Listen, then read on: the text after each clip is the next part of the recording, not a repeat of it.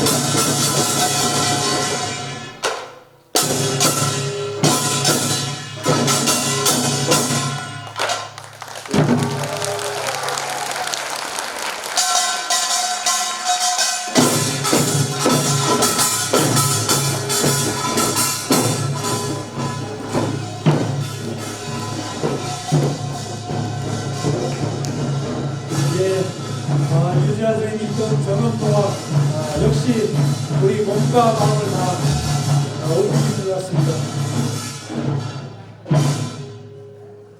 예, 다시 한번 뜨거운 박수 부탁드리겠습니다. 역시 정엄동화입니다. 이 분위기에 또 맞춰서 두 번째 우리 초청 공연 준비했습니다. 전라북도 무형문화재 제59호 수곤춤 보이자 신관철 선생님과 그 제자분들의 공연입니다. 오늘 특별하게 신관철 선생님께서 몸이 많이 안 좋으시다고 그래요. 더욱더 여러분들의 뜨거운 박수가 다시 또 건강을 회복해서 공연하지 않을까 싶습니다. 우리 신관철 선생님 모시도록 하겠습니다. 뜨거운 박수 부탁드리겠습니다.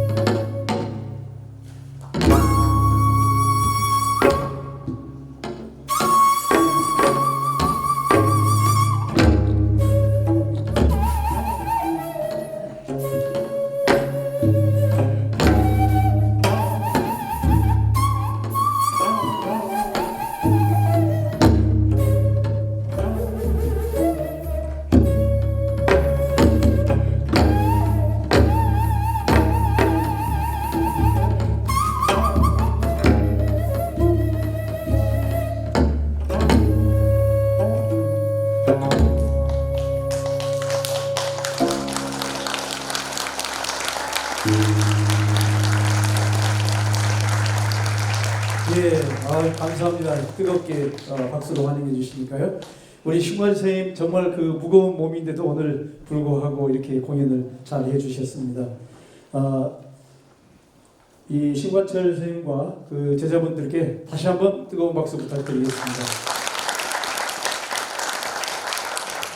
네, 방금 공연하신 유재 선생님과 신관철 선생님이야말로 우리 정읍의 자랑이자 또 정읍 문화의 꽃이자 긍지인 것 같습니다. 이분들이 지속적으로 문화활동을 열심히 할 수 있도록 관심과 격려 부탁드리겠습니다. 네, 안녕하십니까. 정읍문화원 제58회 창립기념 정읍문화가족의 날 기념식 진행을 맡은 정읍문화원 사무국장 김용래입니다. 반갑습니다. 네, 원래는 기념의 날 행사가 11월 4일에 진행할 예정이었는데 이태원 참사로 국가 애도기간과 겹쳐 부득이하게 오늘 15일로 미뤄서 진행하게 되었습니다. 이태원 참사 피해자 가족분들께 애도의 마음을 전합니다. 방금 말씀드린 대로 우리가 애초에 4일날 날짜 잡았는데 오늘로 이렇게 미루다 보니까 많은 분들이 이렇게 날짜나 시간에 이렇게 어려워하더라고요. 그래서 지금 내빈 소개를 하고요. 그 다음에 조금 늦게 오시는 분들도 그때 내빈 소개를 다시 해드리도록 하겠습니다.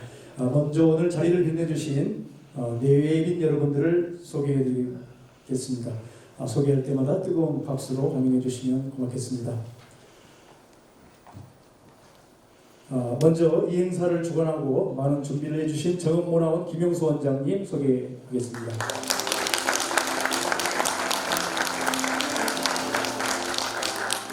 그리고 정읍시 체육회장 강광 회장님 소개하겠습니다. 네, 일찍 나가신 것 같습니다. 네, 오셨다가 가신 분 또 계십니다. 전북도의회 의원이신 여명순 의원님이 아까 오셨다가 다른 일정 때문에 먼저 가셨다는 말씀 전해드리고요. 그리고 정읍산림조합장이신 장학수 조합장님 와주셨습니다. 네, 감사합니다. 그리고 오늘 있기까지 정읍문화원을 위해서 발전해 주신 전 문화원 원장님이신 정창환 원장님 오셨습니다. 네, 그리고 정읍문화원 부원장님이신 양종태 부원장님 오셨습니다. 네, 그리고 서당법인 도합농민혁명개성사업회 김봉승 이사장님 와주셨습니다. 네, 그리고 오늘 또 먼 데서 이렇게 참여해 주신 전라북도 14개 시군 문화원 직원님들이 오늘 참석해 주셨습니다. 네, 박수로 환영해 주시고요. 그리고 오늘 기념식에 전라북도 문화원 연합회 회장 및 원장님들께서도 오시기로 되어 있는데 마침 오늘 이 경상북도 문화원 연합회와 전라북도 문화원 연합회 자매기른 회의 행사 때문에 경상도로 출타 중이어서 우리 정읍문화원 문화가족의 날 행사는 못 오시고 마음으로 전화로 이렇게 축하해 주셨습니다. 참석해 주신 내외빈께 진심으로 감사의 말씀 드리겠습니다. 그리고 아직 도착하지 못하신 분들은 이따가 다시 또 소개해 드리도록 하겠습니다. 네, 그럼 지금부터 정읍문화원 제58회 창립 기념 정읍문화가족의 날 기념식을 시작하겠습니다. 먼저 국민의례가 있겠습니다. 정면에 태극기를 향하여 일어서 주시기 바랍니다.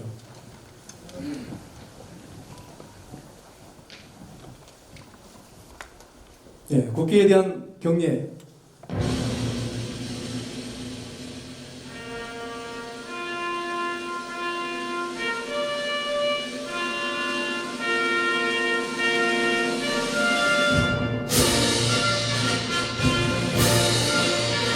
나는 자랑스러운 태극기 아래 자유롭고 정의로운 대한민국의 무한 영광을 위하여 충성을 다할 것을 굳게 다짐합니다.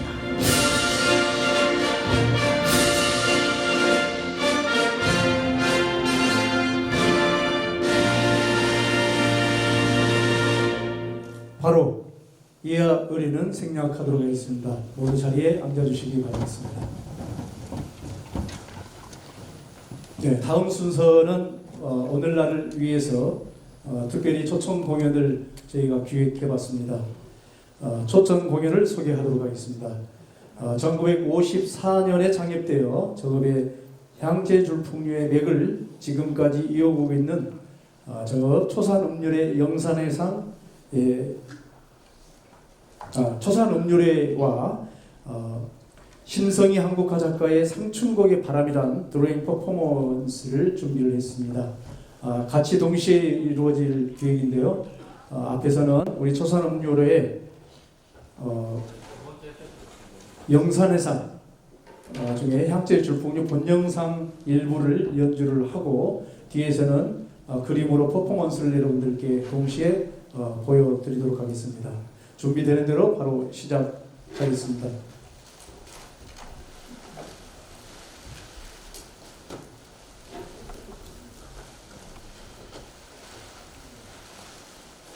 네, 시간은 약 20분 정도에 소요될 예정입니다. 여러분들 그 앞에 있는 조산음률의 회원과 뒤에서 보이지는 않지만 그림 퍼포먼스를 위해서 준비하고 계신 우리 신성희 작가에게 시작과 함께 여러분들의 뜨거운 박수로 시작하겠습니다. 박수 부탁드리겠습니다.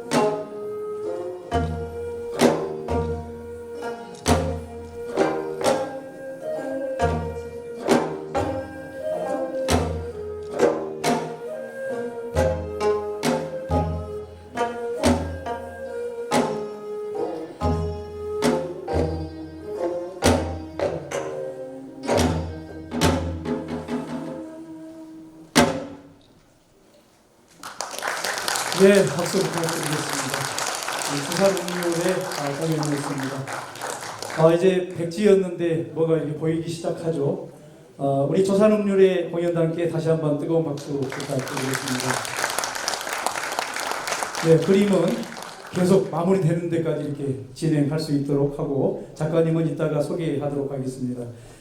오늘 식순을 약간 수정해서 이렇게 진행하도록 하겠습니다. 우리 시장님과 의장님께서 특별하게 외부에서 이렇게 손님들이 오셔서 급히 가야 되는 관계로요.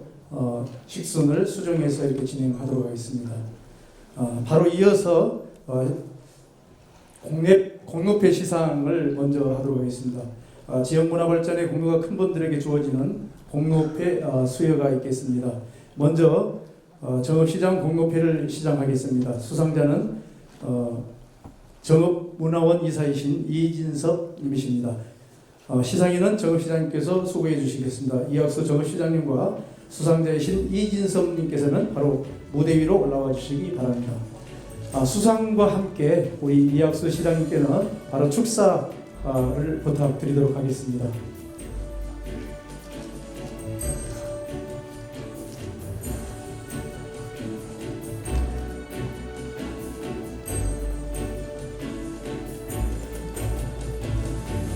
네, 공로패 이진섭 귀하는 정읍의 역사문화에 대한 깊은 애정으로 헌신 봉사하여 지역문화발전에 기여한 공이 크므로 제58회 정읍문화원 창립기념 정읍문화가족의 날을 맞이하여 그 공로를 2패 새겨드립니다. 2022년 11월 정읍시장 이학수 뜨거운 박수로 축하해 주시기 바라겠습니다. 네, 이사님 상금이 없는데 막 가지고 가시면 자 이제 기념 촬영 한번 찍도록 하겠습니다. 멋지게 포즈를 한번 취해주시기 바라겠습니다.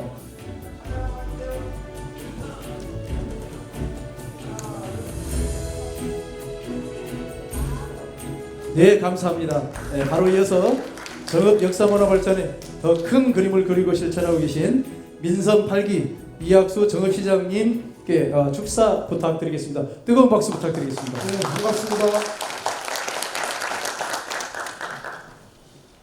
우리 정읍문화원 창립 58주년 그리고 문화의 날 진심으로 축하드립니다. 특히 우리 정읍은 문화원이 전라북도에서 최초로 이렇게 설립이 됐고요. 또 문화의 근간을 이렇게 펼쳐오신 우리 김용수 회장님을 비롯한 우리 회원님들 그동안 수고 많이 하셨다는 말씀 전해드립니다. 문화의 중요성은 아무리 강조해도 지나치지 않을 만큼 그 국가와 그 자치단체의 경쟁력을 판가름하는 척도가 되었습니다. 앞으로도 우리 정읍이 정말 문화인들이 더 노력하셔서 문화도시로 또 경쟁력을 키워갈 수 있는 그런 먹거리의 도시로 좀 성장했으면 하는 게 제 바람이고요. 저 또한 열심히 돕겠다는 약속 드리겠습니다. 다시 한번 축하드립니다. 네, 고맙습니다. 역시나 정읍의 역사 문화에 큰 그림을 그리고 잘 진행할 수 있도록 우리 이학수 시장님께 뜨거운 박수 부탁드리겠습니다. 네, 그럼 바로 이어서 공로패 또 시상하도록 하겠습니다.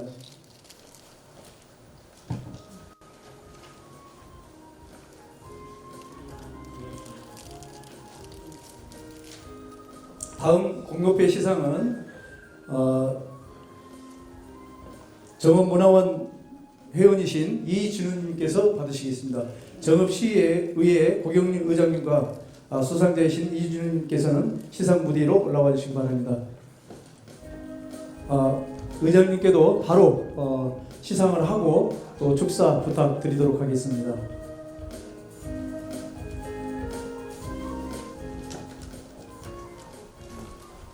공로패 이진우 내용은 전과 같습니다. 2022년 11월 정읍시의회의장 고경윤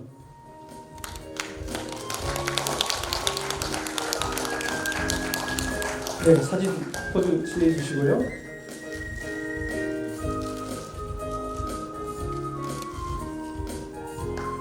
네, 뜨거운 박수 보내주시겠습니다. 바로 이어서 시민의 대변자이자 봉사자로서 지역사회 발전과 주민의 복리 증진에 애쓰고 계신 제9대 정읍시의회 고경윤 의장님께 축사를 부탁드리도록 하겠습니다.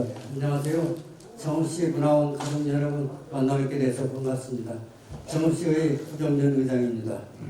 오늘 정읍문화원 58주년 기념식 행사를 여기 계신 대의 기빈 여러분과 함께 진심으로 축하드립니다. 오늘 행사 준비를 위해 애써주신 김영수 문화원장님을 비롯한 회원 여러분의 노고에도 감사와 격려의 말씀을 드립니다. 바쁘신 시정에도 시민 중심 으뜸 정읍을 만들기 위해 애쓰시고 정읍 문화 발전을 위해 애쓰시는 이학수 시장님을 비롯한 여기 계신 내의 기빈 여러분에게도 진심으로 감사 인사 드립니다. 정읍 문화원은 지역 한토사 발굴 등 메아리 역사극단, 생골 공연단 등 많은 지역 사회를 위해서 애써왔습니다. 저희 정읍시 의회에서도 정읍 문화원에 대해 지원을 열심히 하도록 하겠습니다. 다시 한번 오늘 행사를 진심으로 축하드리며 정읍 문화원은 무궁한 발전을 기원드립니다. 감사합니다. 예, 축사 말씀 감사드리겠습니다. 그러면 우리 시장님과 의장님은 여기서 더 많은 일들을 해주시라고 보내드리고 다음 식수를 시작하도록 하겠습니다. 고맙습니다.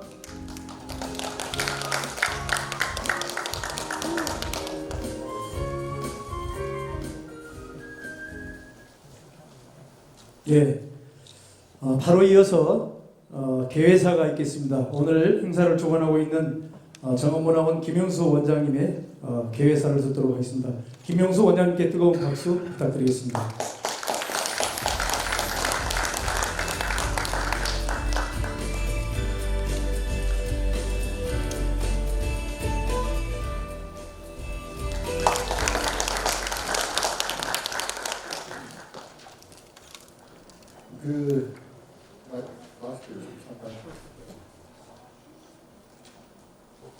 우리 이사님이라서 아까 좀 소개에 빠졌는데요. 이사님이시면서 정읍사 최전희 이사장이신 조택수 이사장님 잠깐 소개해 드리겠습니다.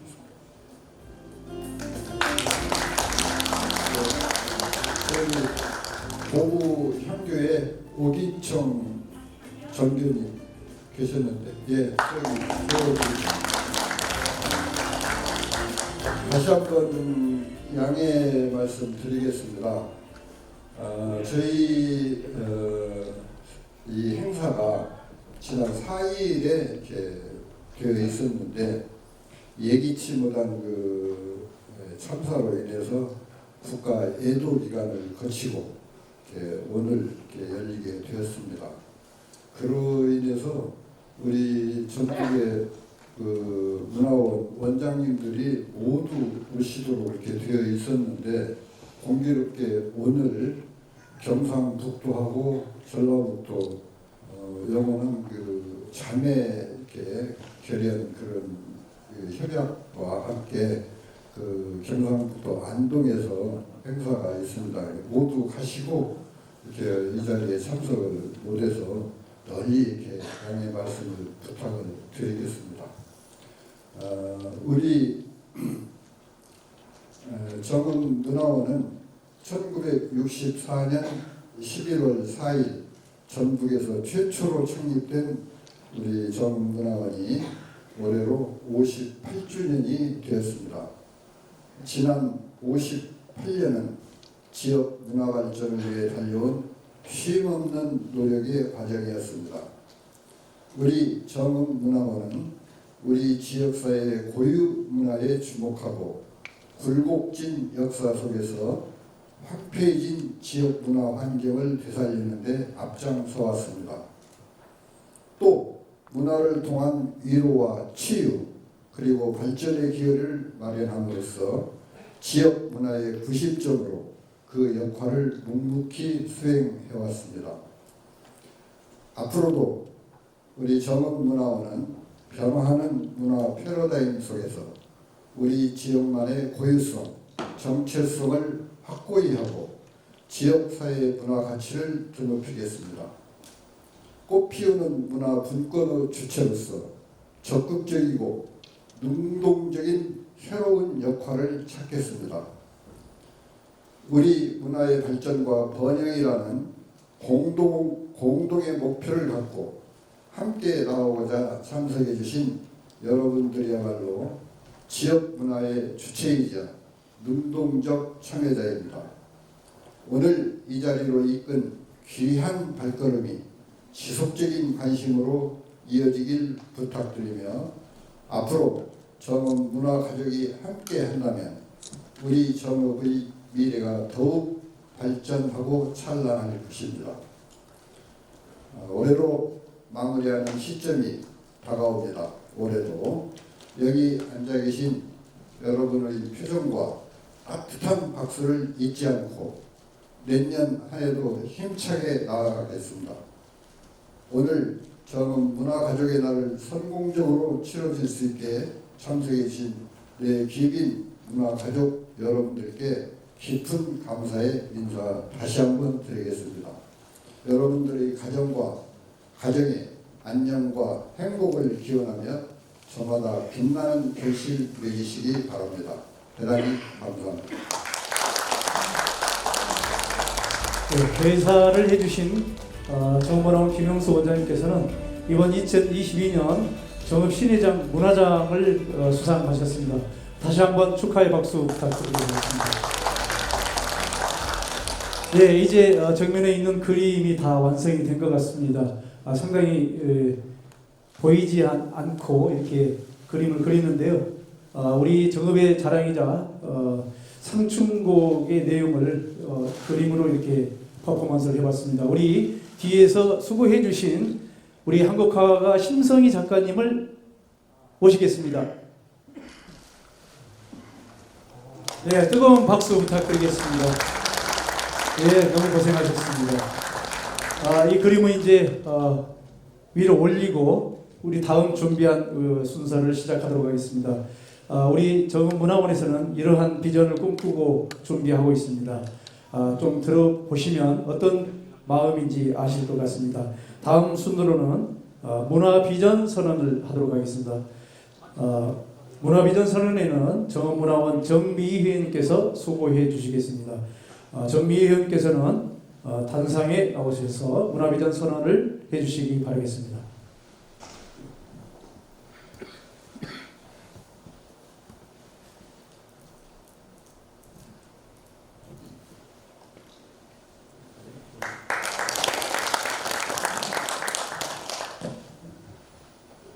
문화비전 선언. 문화는 삶을 담는 그릇이다.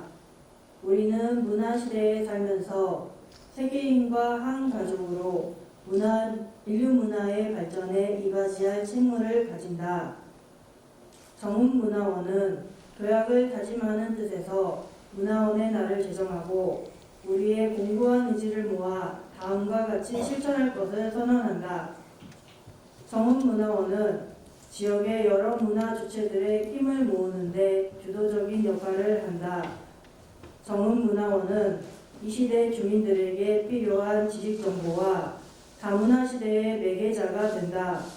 정읍문화원은 문화 소외층이 없도록 함께 나누며 찾아가는 문화활동을 펼친다. 정읍문화원은 이례적 단기적인 사업을 지향하고 지속적 장기적인 활동을 추진한다. 정읍문화원은 문화경영의 전문 조직으로 적극 육성한다. 이상입니다.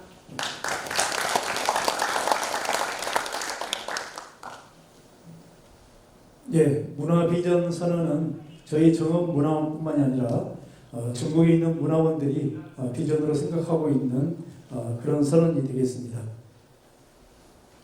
사실은 식순이 많이 이렇게 왔다 갔다 하다 보니까 저도 전문 진행자가 아니어서 상당히 곤혹스럽습니다. 그래도 최선을 다하고 있다는 점 말씀드리도록 하겠습니다. 그리고 이제 저희 정읍문화원이 준비한, 그리고 어찌 보면 이런 시간에 여러분들 앞에서 정읍의 역사나 문화를 얘기할 수 있는 시간을 짧게 이렇게 준비를 해봤는데요.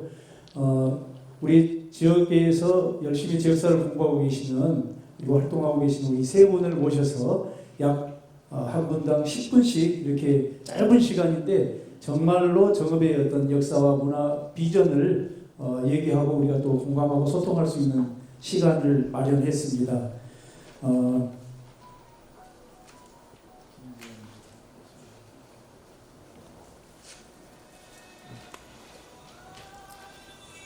다음 순으로는 지역사를 말하다라는 순서를 이렇게 마련해봤는데요. 정읍에서 인문학에 대한 전문가를 모시고 정읍 인문학 미래비전이라는 주제를 가지고 지역사를 말하다 시간을 준비하였습니다. 정읍의 역사 문화를 다시 한번 새기고 번영하기를 바라며 준비한 내용입니다. 먼저 정읍문화원 이사이자 사단법인 정읍역사문화연구소 이사장이신 김재영 박사께서 미래 정읍의 희망, 인문학에 있다는 제목으로 강연해 주시겠습니다. 여러분 큰 박수로 맞이해 주시기 바라겠습니다.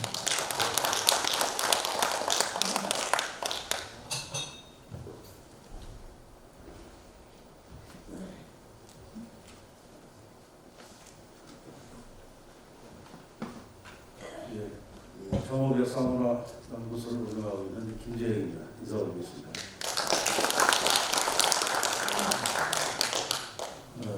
주어진 시간이 너무 짧은 관계로 제가 슬라이드를 이렇게 준비를 했습니다. 제가 말씀드릴 내용은 미래 정읍의 희망, 인문학이 있다고 하는 내용입니다.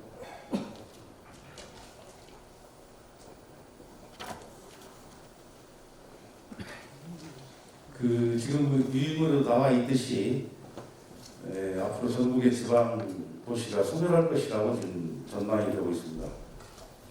2018년도 전라북도 도시재생 뉴딜 사업 지원 체계 구축 방안에 따르면 전라북도 각 시군 지역의 쇠퇴율이 이렇게 나와 있습니다. 자, 전주만 이제 현상을 유지하는 정도이고 임시를 순찰 남은 이쪽은 지금 굉장히 상태가 아주 지금 비상사태로 도리를 가진 그런 처지에 있습니다. 무진장지구도 마찬가지죠. 정읍은 60.9%로 이렇게 나와 있습니다. 지금 이게 정확한 분석이라면은 우리 정읍시도 지금 안심할 상태가 아니라는 것이죠. 이제 보겠습니다. 잘 아시다시피 정읍은 인문관광 도시를 표방하고 있습니다. 21세기는 문화 경쟁의 시대입니다. 그래서 자연 경관을 위주로 하는 관광은 이제 지향할 때가 되었다 이런 말씀이고, 아무리 뛰어난 자연 경관을 갖고 있어도 여기에 문화를 입히지 않으면 돈이 되지 않는다는 사실입니다.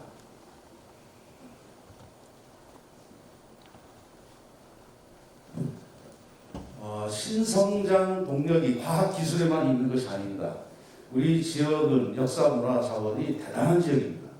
제가 전라북도 각 시군 지역 역사를 병행해서 연구를 하고 있는데 우리 정읍시만큼 그런 문화 경쟁력을 가지고 있는 지역이 많지 않습니다. 그래서 예를 들어서 강원도 영월이 우리 정읍시하고 비슷한 규모의 도농 통합도시입니다. 인구도 거의 비슷하고요. 이 도농 통합도시 영월에 1년에 200만 명 이상의 관광객들이 박물관 투어로 이 지역을 방문하고 있습니다. 인터넷에서 검색을 하시면은 박물관의 도시하면은 영월이 다 떠요. 여기에 약 20여 개의 박물관이 있습니다. 그럼 어떻게 이거 만들었느냐? 지자체 단체장의 마인드가 그 문화를 자원화시킨 겁니다.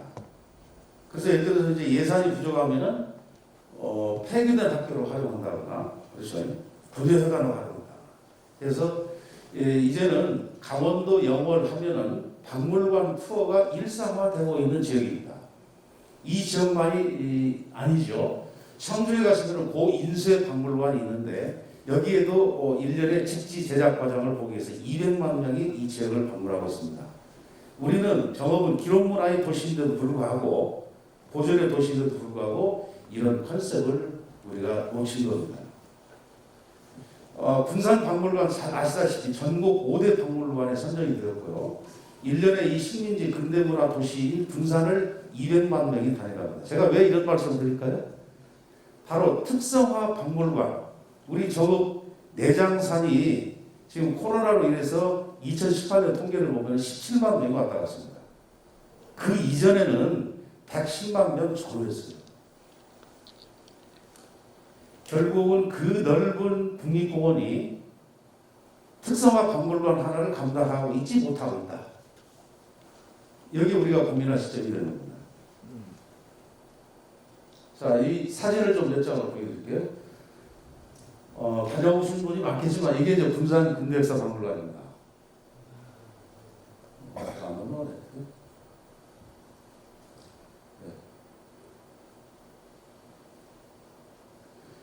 자, 우리 지역에는 아까 역사문화 자원이 풍부하다고 했는데 예를 들어서 자원화시킨다고 할 때 식민지 근대 도시 시태의 화오리 일대가 있습니다. 여기는 생활사 박물관을 방불케 하는 지역입니다. 제가 평소에 얘기하는 것은 우리 지역이 이 4대 문화권이 아니고 5대 문화권으로 편성이 돼야 된다. 이 지역이 포함이 돼야 돼요. 이런 우리 역사에서 아픈 경험, 기억들을 주제로 하는 여행을 블랙 투어리즘이라고 합니다. 그리투, 뭐 슬픔이라는 뜻인데 이 주제를 가지고 투어를 할 수 있는 지역이 전국에는 뭐 서대문 연구소라든지 제주도 사상공원 이런 게 있겠죠. 중국 같은 경우는 이제 칠산부대 같은 하얼빈에 이런 것이 되겠습니다. 자, 이게 이제 군산의 그 히로스 가옥, 일본인 가옥인데 다 다녀오셨죠. 군산 세관입니다. 지금 국내에 거의 뭐 일본인 사찰이 없는데 군산은 지금 동국사가 유일하게 남아있죠. 종걸 스님이 여기 계셨는데 한때 우리 저 내장사의 주지 스님으로도 계셨죠. 저하고 아주 신분이 많습니다.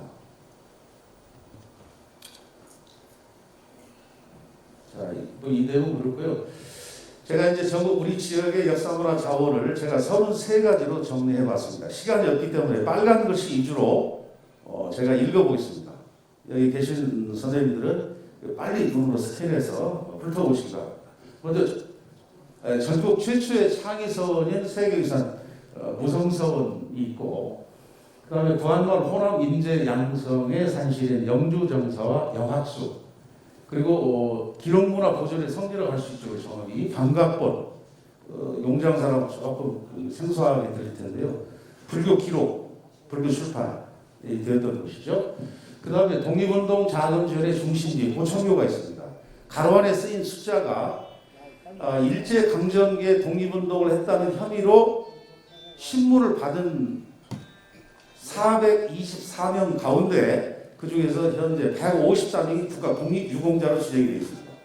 이거는 국내 어떤 종교의 독립운동한 숫자보다도 비교가 되지 않을 정도의 내용인데 최근에 이것이 이제 박사 논문에서 갖게 됐죠. 자, 이거는 뭐 방송 선정은 내용인데 워낙 시간이 쫓기기 때문에 넘어가겠습니다. 그 다음에 이제 파리장서에 서명한 김장수 선생이 있고요. 또 어진화가 최용신, 또 국내에서 가장 그 완벽한 음량의 조화를 이룬다고 하는 대관인 남근성이 있습니다. 이 사진인데요. 그냥 설명은 생략하겠습니다. 시간이 있기 때문에. 그러면 지금 얘기한 33가지 우리 지역의 문화 요소를 4차 산업혁명 시대에 어떻게 융합이 될 것인가, 이것이 앞으로 우리가 고민해야 할 문제예요. 그래서 이 4차 진흥혁명의 특징이 인공지능과 융합이 된다고 하는 것인데, 그런 측면에서 인문학은 여전히 유효합니다. 그래서 앞으로 이것이 인공지능과 결합이 되면 도서관 같은 경우에 단순히 책만 있던 공간이 아니고 새로운 체험과 놀이가 공존하는 그런 공간으로 변모하게 될 것이다. 이것을 위해서 빅데이터 전문가 양성이 시급합니다. 우리 조급실에서 이거 빨리 서둘러야 할 문제이고, 참고로 경기도 하남에 4차 산업기술을 만나는 하남의 문화재 교육 프로를 참고하시면 더 도움이 될 것 같습니다. 이것을 끝내겠습니다.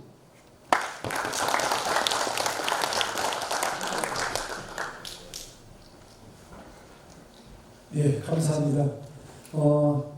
정해진 10분을 정확하게 이렇게 이용하셨는데요. 4차 산업혁명의 기록문화에 대해서 이렇게 말씀드렸습니다. 감사드리고요. 다음은 태산 풍류에 대해서 전라북도 문화재 전문위원이자 전 전북과학대학교 교수이신 유중국 박사님께 태산 풍류에 대해서 강연을 해주시겠습니다. 큰 박수로 환영하겠습니다.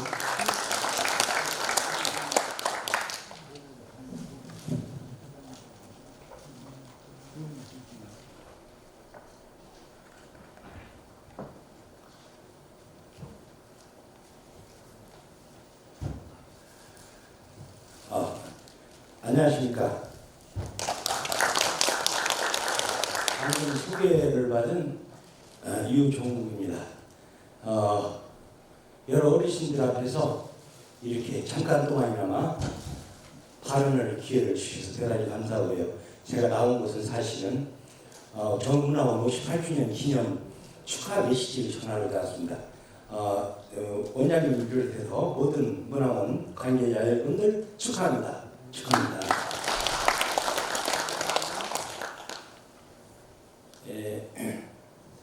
잠시 동안 그냥 인사만 하고 갈 수가 없기 때문에 몇 말씀 드리고 가겠습니다. 정읍이라고 하는 곳은 선비문화의 고장이다.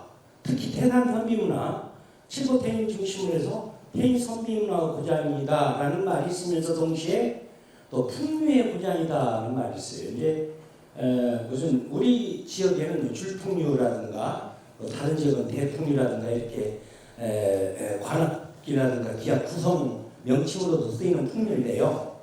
왜 풍류가 있으면서 반대로 정 다른 성격인 저항운동으로서의 가부동학, 동학농민혁명이라고 하는 것이 동시에 존재하는가 하는 이유를 잠시 설명드리는 시간으로 잠깐 주신 강의를 끝마치려고 합니다. 풍류라고 하는 것은 속된 일에서 벗어나서 풍치 있고 멋스럽게 노는 일, 이렇게 세우리만 큰 산에 정의되는데요. 사실은 멋지고 풍치 있고 아취 있게 노는 일이라는 뜻도 있지만 사실은 다소 풍류남아 그러면 그렇게 놀기만 하고 생업에는 별로 관심이 없고 노는 사람으로서 좀 부정적인 이미지도 없지 않습니다. 그러나 원래 풍류라는 뜻은 그런 부정적인 이미지로 사용됐던 단어는 아닙니다.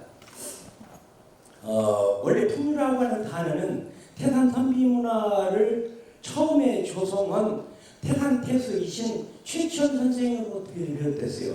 그 단어의 시작이 풍류라고 하는 바람 풍자에다가 물 흐르는 유자가 최치원 선생님께서 태산 태수로 오시면서 그런 말을 썼는데 남랑비 서문에 남랑이라고 하는 화랑도가 훌륭하신 분인데 그분이 돌아가셔서 비문을 세우는데 그 앞에다 서문을 쓰실 때 나라에 아주 현묘한 도가 있다. 국유 현묘지도 이렇게 표현했어요. 근데 그것이 포함 3교, 유불선 3교를 포함하고 있다. 또 그것은 모든 생명을 갖다가 소생시키는 그런 기능을 수행한다라는 말이 있습니다. 그래서 우리 이 최치원 선생님이 처음으로 풍류라는 말을 썼지만 실제로 풍류적인 일을 했죠. 칠보에다가 유상대를 꾸며놓고 술잔이 흘러가게 해놓고서 마치 옛날에 중국에서 신나라 때 동진 때 왕이지가 하던 것을 모방해서 그렇게 술을 마시고 시와 노래를 부르고 촌노 어르신들 모시고 대절했다. 이런 기록이 있거든요. 그러면서 드디어 풍류가 시작되는 거예요. 이 풍류라고 하는 것은 자연에 묻혀야 되고요. 첫째 그러려니까 선비들이나 선비 아닌 사람들이나 모정이라도 있어야 되고 적어도 좀 무정 같은 거 있어야 돼요. 첫째 무정이 있어야 되고요. 거기는 반드시 술이 있어야 돼요. 술을 못 먹으면 풍류를 할 수 없어요. 옛날 어른들도 다 그렇게 술을 좋아했던가 봐요. 뿐만 아니라 거기서는 시를 읊어야 돼요. 그 다음에 거기에 기약이 있어요.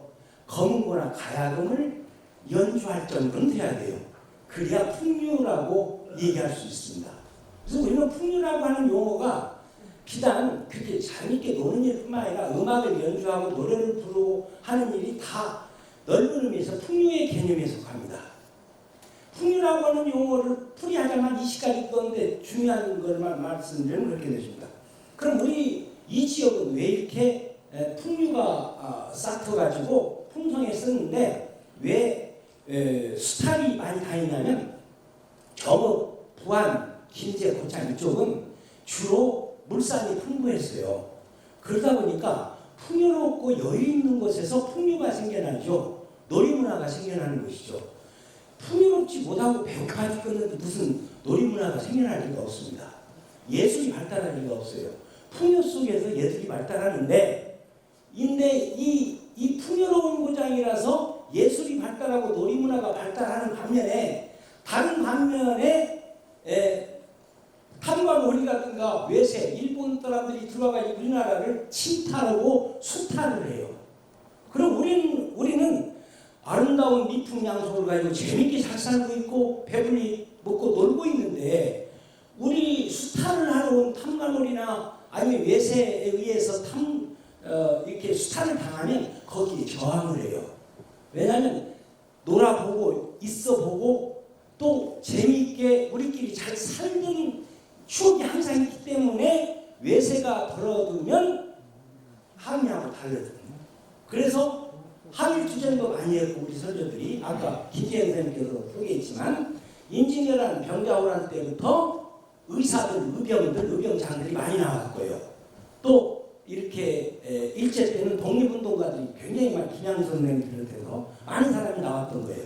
우리나라, 우리 지역을 빼앗기지 않고 행복을 빼앗기지 않고 재산과 생명을 빼앗기지 않기 위해서 저항했던 거예요. 그것이 동학농민혁명으로 발전된 겁니다. 그러니까 이게 풍류라고 하는 것이 마침내 그 저항운동으로까지 발전했습니다. 어떻게 보면 재밌는 놀이, 풍요로움에서부터 시작해서 나중에는 그렇게 백성들하고 소통하고 재밌게 했던 놀이가 마침내는 어떻게 보면 나라를 사랑하는 마음 그리고 외세를 배격하는 마음 또 한편으로 탐관놀이를 배격하는 그런 마음으로 발전해서 거기서 이제 동학 농민혁명도 일어나고 또 신흥 종교도 그래서 나왔어요. 새로운 세상 우리가 행복한 복된 삶을 영위할 수 있는 그런 어떤 이상 세계를 꿈꿨던 거예요. 미륵 신앙이라든가 또는 신흥 종교가 다 그래서 일어난 것이죠. 이런 것들이 근본적으로는 풍류와 선비문화가 발달하는 이 풍요로운 고장에서 일어날 수 있었다라고 말씀드리고 간단하게 강의를 마칩니다. 대단히 감사합니다.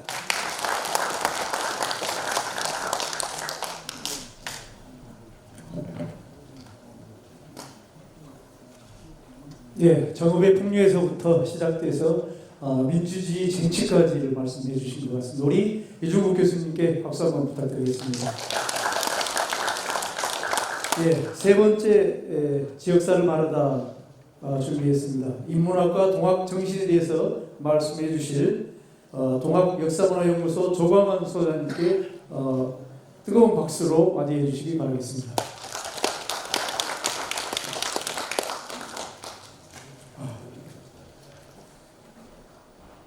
네, 시간이 짧은 관계로 인사를 생략하고 바로 시작하도록 하겠습니다. 인문학에 대해서 먼저 정의부터 잠깐 말씀드립니다. 옛사람들은 이 세상을 이렇게 3요소로 생각을 했습니다. 천, 지, 인이라는 요소죠. 그런데 천은 신의 영역이죠. 그래서 이 사람들이 신의 뜻을 살피고자 했습니다. 그러니까 하늘의 무늬를 살핀다 라는 의미에서 천문학이라는 용어가 탄생하게 된 것이죠. 그리고 땅에 있어서는 여기 그 밑에 다스릴 리자가 있습니다. 다스릴 리자를 나누어서 살펴보면 임금왕자변의 마을리가 있죠.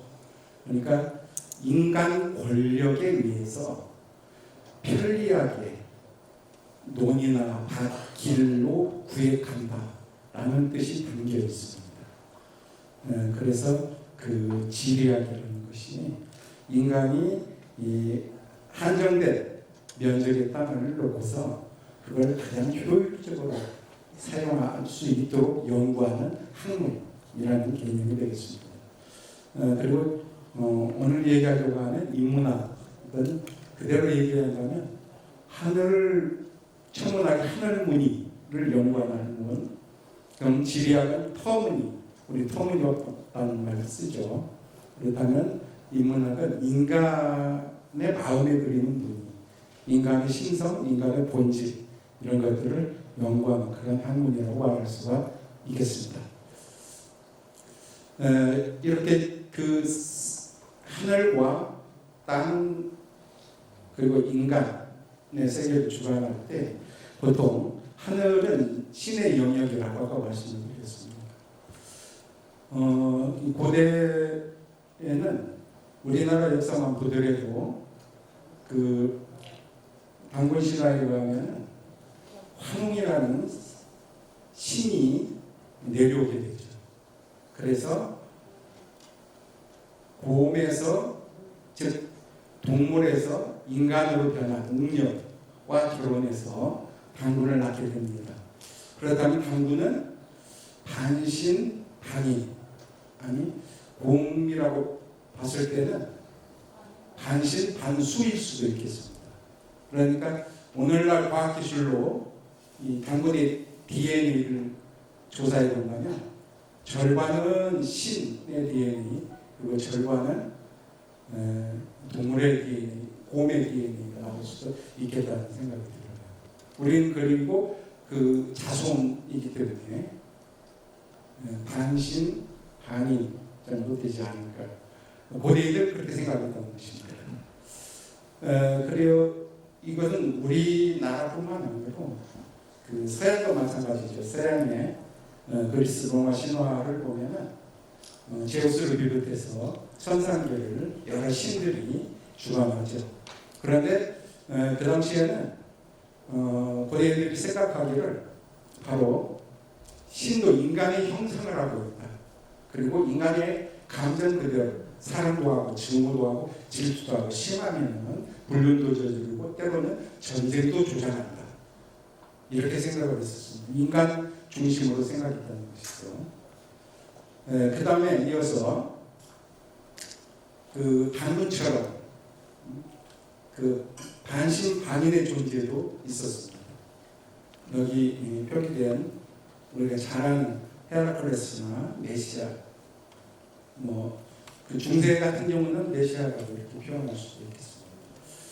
자, 그런데 인간이라는 존재는 신과 동물의 속성을 다 가지고 있는 존재. 신의 속성도 가지고 있고 동물의 속성도 가지고 있는데 그래서 보다 완전한 인간이란 신의 속성에 가깝게 다가가는 것. 그래서 우리 동양에서는 그를 성인, 분자, 선비림으로 이야기했죠.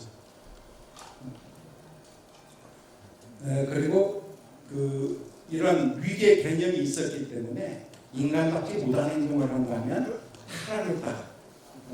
동물 같은 존재로 떨어지게 된다. 이렇게 생각을 했던 것입니다. 중세도 마찬가지였습니다. 중세는 신이 단순화되죠.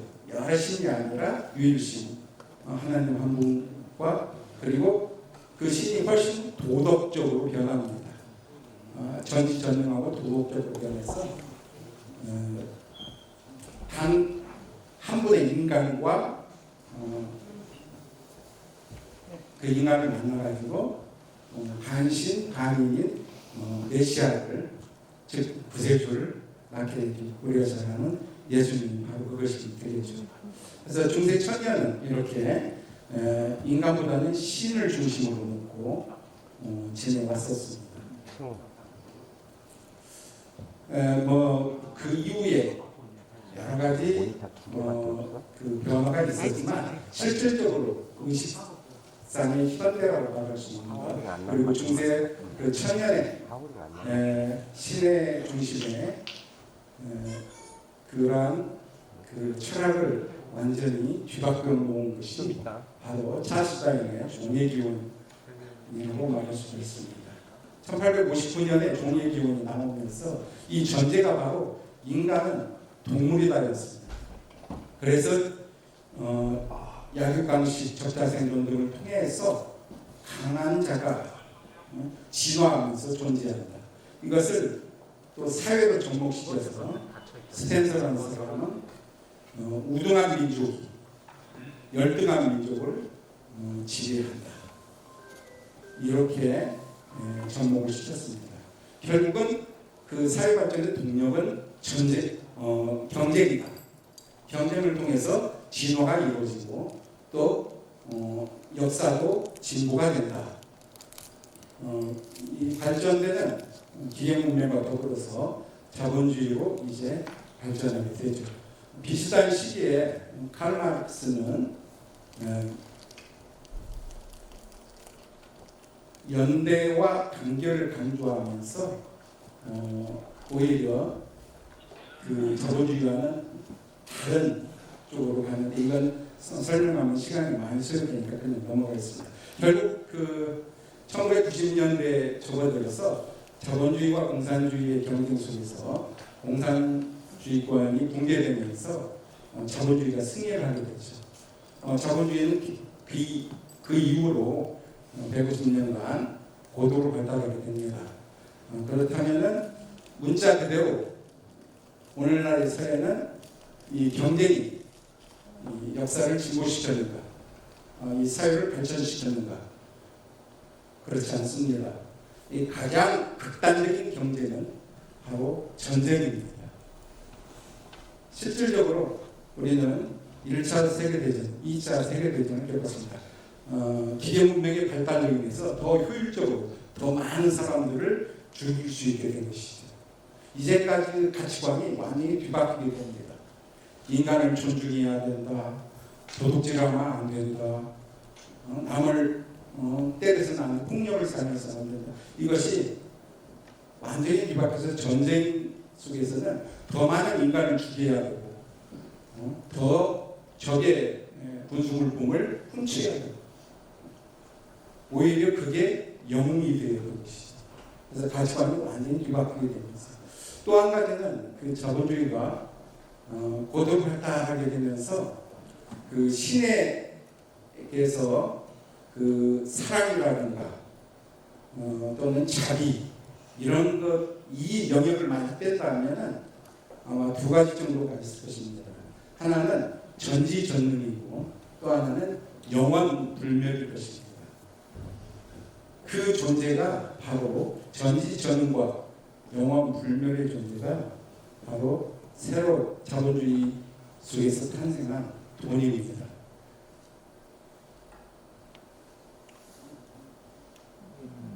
아울러서 기계 4차 산업 얘기도 나왔었는데 기계가 이제는 모든 걸 대신하게 됐습니다. 산업혁명 이후로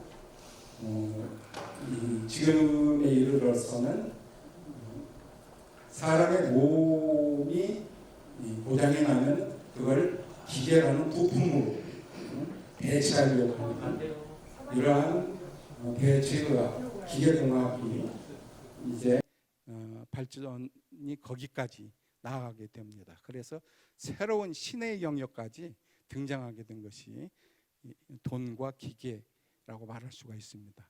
그 속에 인간은 어디에 위치를 해야 될 것인가 상당히 고민되는 지점입니다. 이게 인문학이 필요한 그런 지점이기도 합니다.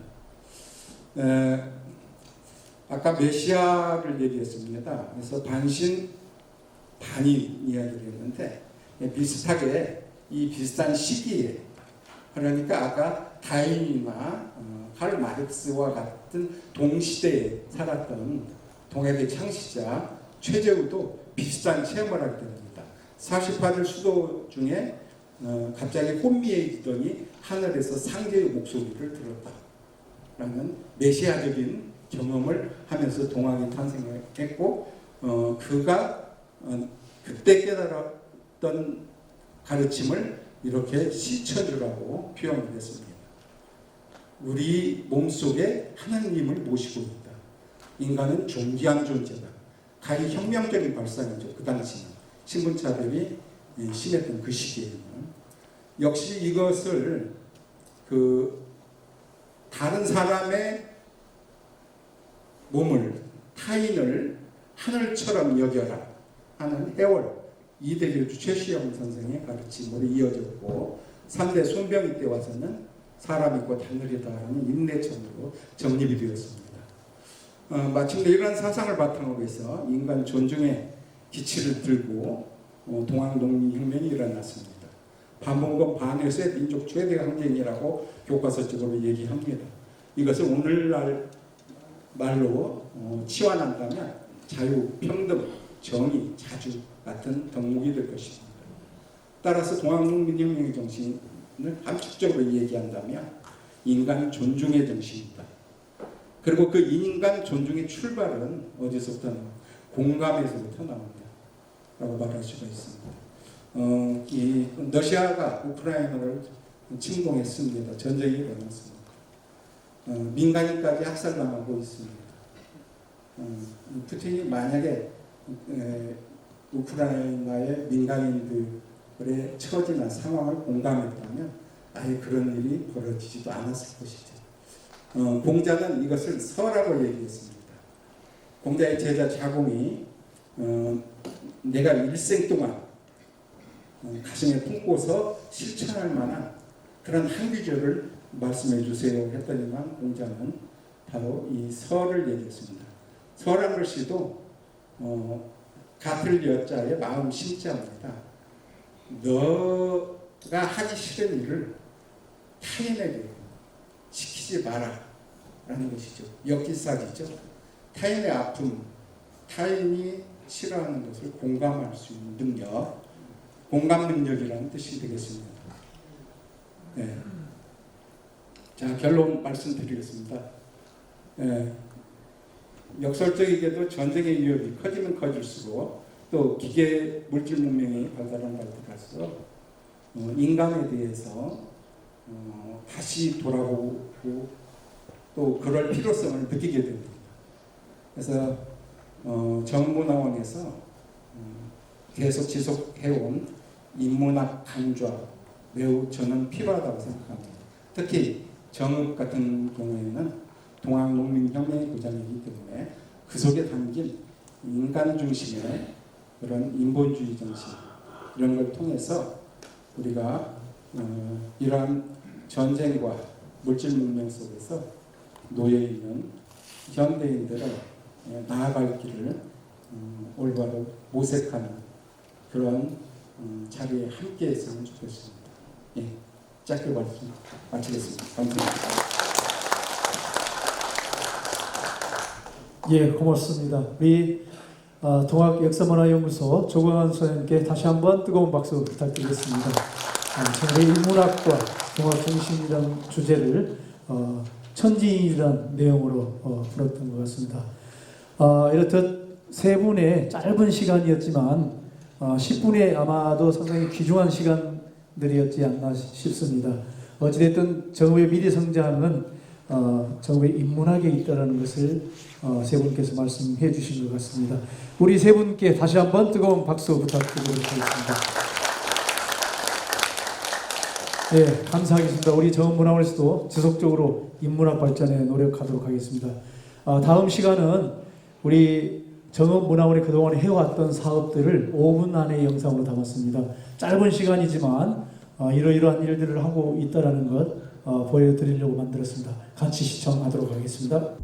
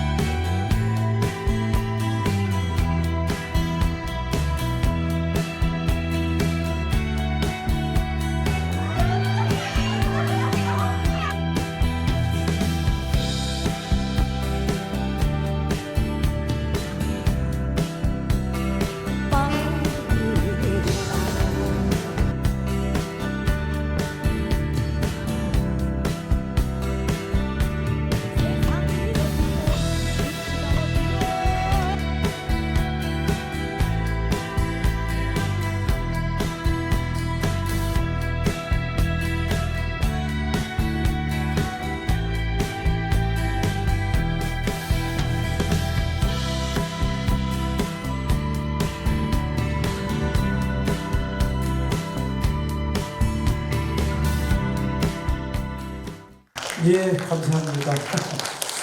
이렇게 해서 영상까지 이렇게 시청을 했습니다. 이제 모든 우리가 준비하는 일부 행사는 마감하겠습니다. 정읍문화원 제58회 창립기념 정읍문화가족의 날 행사를 함께해 주신 정읍시민과 문화가족 여러분 진심으로 감사합니다. 정읍문화가족의 날을 화려하고 아름답게 빛내주시기 위하여 참석해 주신 내빈 여러분들께 진심으로 감사의 말씀을 드립니다.